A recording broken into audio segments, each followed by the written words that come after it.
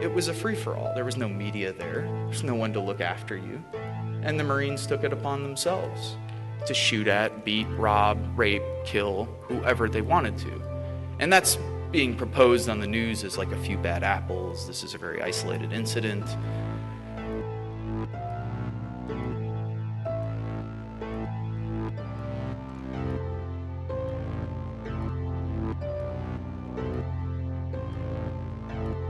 We pretend as though the military is like a jobs program. It's college benefits. You can learn job skills there. Trying to shift the way people have thought about the military. At essence, what the military is, of course, is an institution for death and destruction. So what you're taking is 17, 18, 19-year-old kids. You're putting them through 13 weeks of boot camp training. You're putting them through 8 weeks of school of infantry training. And after those 20 weeks of training, people are ready to kill. And you're ready to kill on command. And that's what you're meant to do. You're meant to be a mindless machine. You follow orders. That's what the military is all about. You don't think for yourself. You don't have agency. You're not a human being. You're a cog in a gigantic machine. And for those who have power and wealth, of course, you're just another number. And for the generals, you're just a body. That's what we used to refer to other Marines as bodies. Like, yeah, we need more bodies here. Get more bodies on the ground, get more boots on the ground. You're not a person, you're a boot. Get more boots on the ground. And what's inherent to that training? Well, people in the Middle East are referred to as sand niggers, hajis, camel jockeys, towelheads, barbarians, terrorists, women, bitches, cunts. Women Marines referred to as WMs, walking mattresses. That's why 1 in 3 women who are coming back from military service are reporting military sexual trauma, because their fellow brothers are actually raping them while they're in the service. That's 1 in 3. It's not far removed from the 1 in 4 women in America who already report sexual trauma throughout their lives, or have experienced it at least once.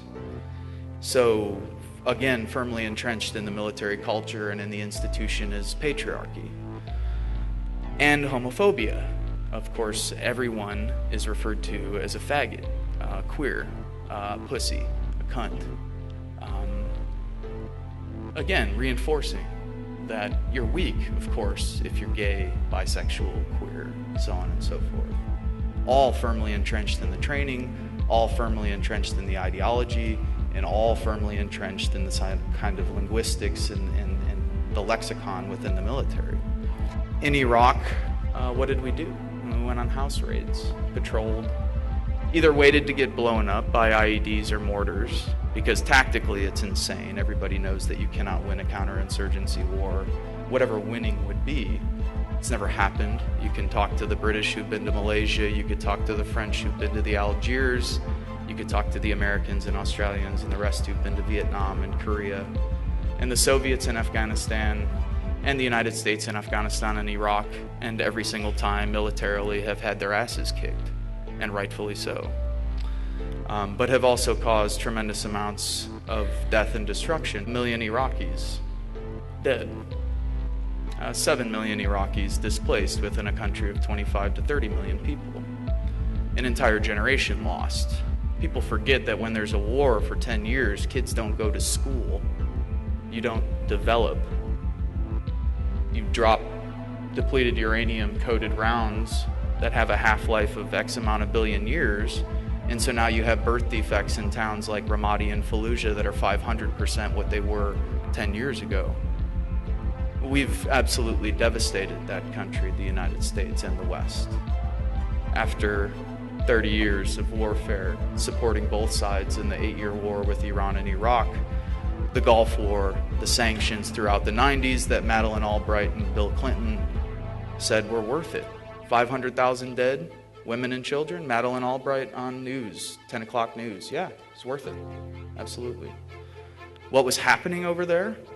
We were killing people. We were killing innocent people. People were being taken captive.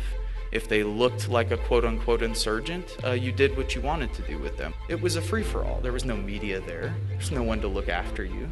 And the Marines took it upon themselves to shoot at, beat, rob, rape, kill whoever they wanted to.